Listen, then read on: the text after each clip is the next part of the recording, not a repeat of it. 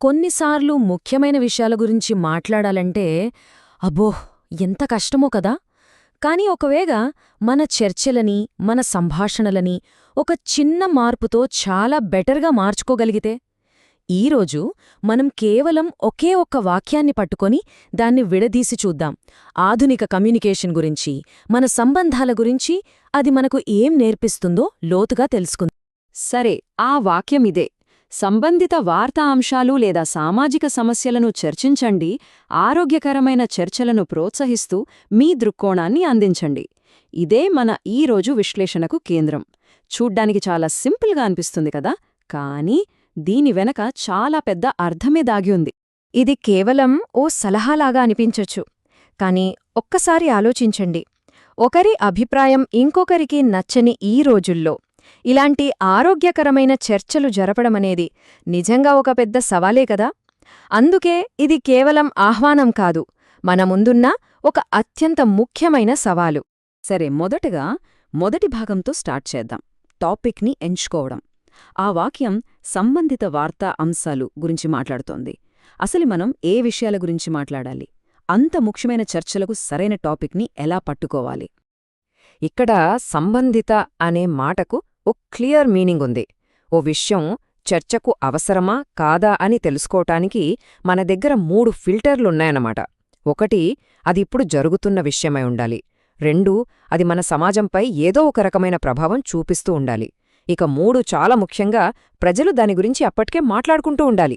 మన చుట్టూ ప్రతిరోజూ బోలెడన్ని వార్తలు, సమస్యలు. వాటిలో దేని గురించి మాట్లాడాలి, ఎలా తేల్చుకోవాలి?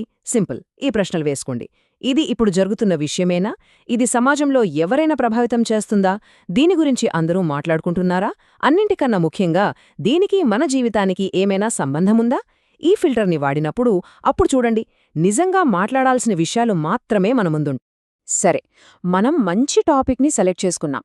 ఇప్పుడు ఆ వాక్యంలోని రెండో భాగానికొచ్చేద్దాం. ఇక్కడ ఫోకస్ అంతా టాపిక్ నుండి మన వైపు మారుతోంది. అదే, మన దృక్కోణాన్ని అందించడం. ఇది చాలా మంచి ప్రశ్న కదా.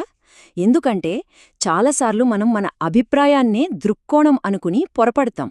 కాని ఆ రెండింటి మధ్య చాలా తేడా ఉంది. మామూలు అభిప్రాయానికి, బాగా ఆలోచించి ఏర్పరుచుకున్న దృక్కోణానికి మధ్య ఉన్న ఆ తేడాని అర్థం చేసుకోవడం చాలా అవసరం. ఒక దృక్కోణమంటే అది గాలిలో తేలియాడే మాట కాదు. దానికి కొన్ని పునాదులు ఉంటాయి. ఆ పునాదులేంటంటే, మనం సంపాదించిన సమాచారం, మన జీవితంలో మనకు ఎదురైన అనుభవాలు, ఇంకా మనం నమ్మే విలువలు. ఈ 3 కలిసినప్పుడే మన అభిప్రాయానికి ఒక బలం, ఒక వెయిట్ వస్తుంది. అయితే ఇక్కడ మనం గుర్తుంచుకోవాల్సిన ఒక ముఖ్యమైన విషయమేంటంటే, మన దృక్కోణమనేది ఓ రాయలా గట్టిగా, మార్చలేనిదిగా ఉండకూడదు. కొత్త విషయాలు తెలిసినప్పుడు దాన్ని మార్చుకోవడానికి మనం సిద్ధంగా ఉండాలి.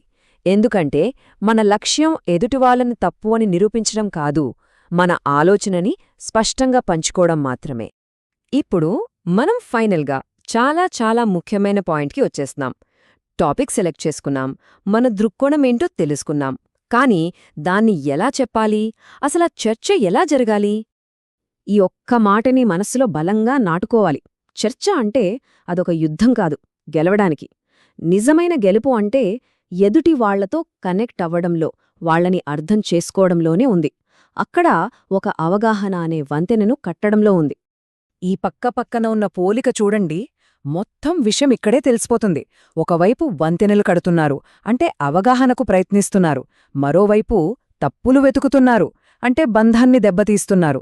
మనల్ని మనం ప్రశ్నించుకోవాలి. ఎదుటివాళ్లు చెప్పేది అర్థం చేసుకోవడానికి వింటున్నామా, లేక మన జవాబు ఇవ్వడానికి సమయం కోసం చూస్తున్నామా? మనం మాట్లాడేటప్పుడు వంతెనలు కడుతున్నామా, లేక గోడలు కడుతున్నామా? సరే, మరి ఇలాంటి ఆరోగ్యకరమైన సంభాషణలు ఎలా చేయాలి? ఇదిగో, ఈ 4 స్టెప్స్ చాలా పవర్ఫుల్. 1, అర్థం చేసుకోవడానికి వినాలి. 2, వాళ్లని ఛాలెంజ్ చేయడానికి కాదు, క్లారిటీ కోసం ప్రశ్నలడగాలి. 3, ఇద్దరి మధ్య ఉన్న కామన్ పాయింట్స్ ఏంటో గుర్తించాలి.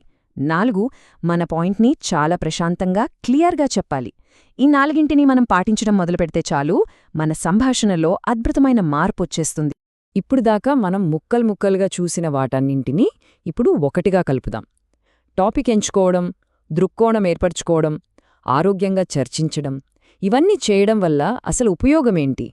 ఇదంతా ఎందుకు ఇంత ముఖ్యం? ఈ చర్చలు కేవలం మాటలతో ఆగిపోవు. చూడండి, వ్యక్తిగత ఎదుగుదల అది చాలా ఎక్కువగా ఉంటుంది. ఎందుకంటే కొత్త విషయాలు నేర్చుకుంటాం, మన మధ్య బంధాలు బలపడతాయి, ఎందుకంటే ఒకరినొకరు అర్థం చేసుకుంటాం. చివరికి ఇలాంటి చర్చలే మన సమాజాన్ని ముందుకు నడిపిస్తాయి. నిర్మాణాత్మక సంభాషణకు అంత పవర్ ఉంది.